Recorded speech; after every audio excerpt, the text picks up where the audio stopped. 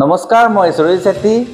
অন্তিমবাৰৰ কাৰণে কাৰ্বি আংলং টাইমছৰ দৰ্শকক মই দেখুৱাবলৈ চেষ্টা কৰিম যে বৰ্তমান আজি ইষ্ট কাৰ্বি আংলং, ৱেষ্ট কাৰ্বি আংলং আৰু লগতে ডিমা হাছাও তিনিখন ডিষ্ট্ৰিক্টক অট'নমাছ ডিষ্ট্ৰিক্ট লৈ আহি পেলাই গোটেইখিনি ইয়াত যিহেতু আজি ফলাফল লাভ কৰা হৈছে, এতিয়া ইতিমধ্যে অফিচিয়েলি আমি সেয়া আপডেট দেখুৱাব পৰা নাই, কাৰণ এতিয়ালৈকে ৰিজাল্ট অফিচিয়েলি ডিক্লেয়াৰ কৰা হোৱা নাই। তথাপিও গোটেই ভাৰতবৰ্ষত তেনেকৈ দেখুৱাই গৈছে। আৰু যিহেতু ডিফু LAC কনষ্টিটুৱেঞ্চিৰ ফলাফল ইতিমধ্যে প্ৰায় 10টা বাজিবলৈ হৈছে, এই মুহূৰ্তত যিখিনি ফলাফল মোৰ হাতত উপস্থিত আছে সেইখিনি মই আপোনালোকক জনাবলৈ চেষ্টা কৰিম।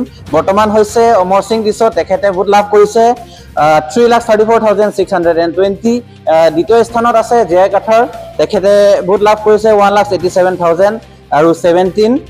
আৰু তৃতীয় নম্বৰত আছে জয়ৰাম ইংলেং, কংগ্ৰেছ পাৰ্টিৰ প্ৰাৰ্থী, তেখেতে ভোট লাভ কৰিছে 1,24,019। আৰু লগতে জন বাৰ্নাৰ্ড চাংমা, তেখেতে ভোট লাভ কৰিছে 1,12,079। আৰু শেষত জকচন বে, তেখেতে ভোট লাভ কৰিছে 9,633। আৰু নটা, যিহেতু নন অফ দ্য এবভ বা যোনটো কাকো ভোট নিদিওঁ বুলি যিসকল ভোটাৰ্ছে ভাবি পেলাই এই অপশ্যনটোত ক্লিক কৰে, তেনেকুৱা প্ৰায় হৈছে 16,259। আৰু যিহেতু ইয়াত দেখিবলৈ পোৱা গৈছে যে অমৰ সিং টিছ 1 নম্বৰত থকা দেখা গৈছে আৰু 2 নম্বৰত হৈছে জে কাঠাৰ, দুইগৰাকী প্ৰাৰ্থীৰ মাজত প্ৰায় 1,47,603 ইমানকৈ ডিফাৰেঞ্চ থকা দেখা গৈছে। সেই বিষয়ে আমাৰ ছিনিয়ৰ সাংবাদিকসকলে কি কয় সেয়া কিছুমান আমি জানিবলৈ চেষ্টা কৰিম। আমাৰ ওচৰত উপস্থিত আছে ছিনিয়ৰ সাংবাদিক সুশান্ত ৰয় ছাৰ, তেখেতৰ পৰা জানিবলৈ চেষ্টা কৰিম যে জে কাঠাৰে যেনেকৈ নহ'লেও ইমানখিনি যে বিজেপিক আজি আহি পেলাই এয়া যে কম্পিটিশ্যন দিছে, সেইটোৰ বিষয়ে আপুনি কি ক'ব?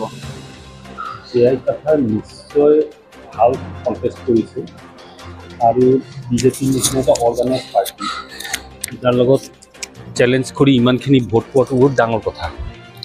এতিয়া প্ৰশ্ন হৈছে ইয়াত কোনে কাৰ ভোটটো পালে। বিজেপিততো নিজৰ পাৰ্টিৰ লাইনততো ভোট আছে, সেইটো নিশ্চিতভাৱে অমৰ সিং টিছ পাইছে, হয়। কিন্তু ইয়াত প্ৰশ্ন আহি আছে যে ইয়াত 26টা সমষ্টিত 26টা MAC সমষ্টিয়ে বিজেপিৰ।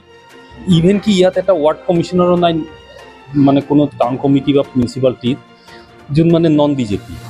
তো ইমানখিনি কটকটীয়া এটা বিজেপিৰ সংগঠন থকা অৱস্থাত কংগ্ৰেছ আৰু জে কাঠাৰ তেখেত যিটো ভোট পাইছে সেইটো এমেজিং।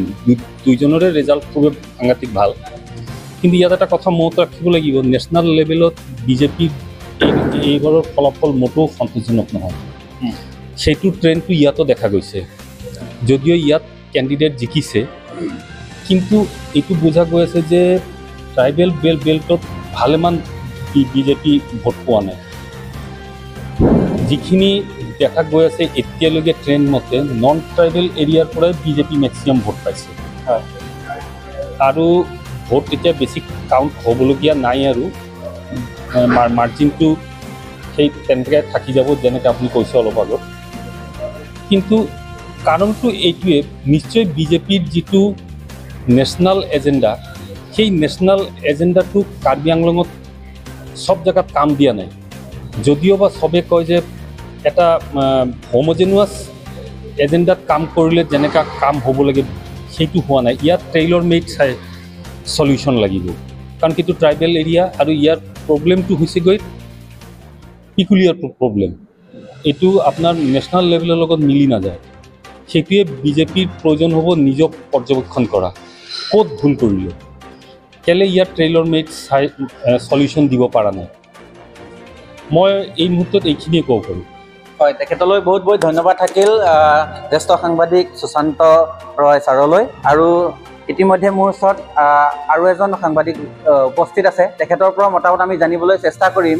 যিহেতু বিজেপিয়ে D বুলি কয়, দিল্লী, দিছপুৰ আৰু ডিফু, এই তিনিখন ঠাইৰ কিবা লৈ পেলাই তেখেতসকলে কয় যে যদিও ডিফু LACত যদি বেলেগ পাৰ্টীয়ে বা বেলেগ কোনোবা ইণ্ডিপেণ্ডেণ্ট হৈ পেলাই জিকে, তথাপিও তেখেতসকলে একো কৰিব নোৱাৰিব, কাৰণ তেখেতসকলৰ দিছপুৰত চৰকাৰ নাই আৰু লগতে তেখেতসকলৰ দিল্লীতো চৰকাৰ নাই।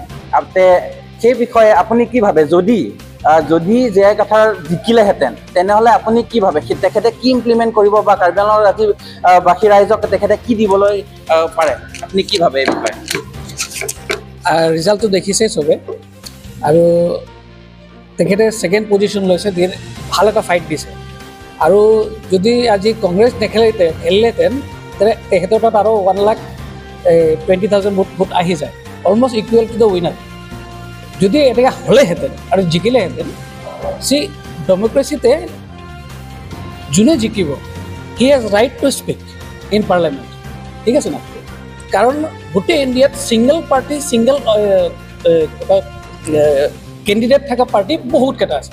টোটেল মিলাই কিনে আদাৰ্ছ আছে গোটেই ইণ্ডিয়াতে 71টা যোনে জিকিছে, আদাৰ্ছৰ মাজত জিকিছে।